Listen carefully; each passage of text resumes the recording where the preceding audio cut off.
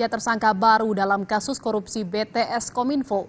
Total tersangka dalam kasus ini ada 11 orang.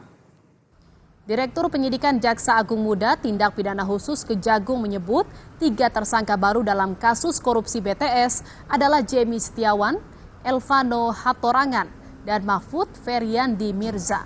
Ketiganya melakukan peran yang berbeda.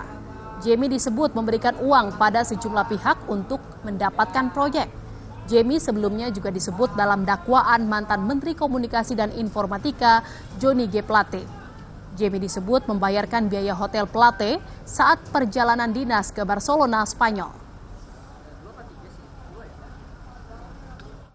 Ketiga orang tersebut setelah dilakukan pemeriksaan telah dinyatakan cukup alat bukti untuk ditetapkan sebagai tersangka dan selanjutnya ketiganya kami lakukan tindakan penahanan untuk 20 hari ke depan.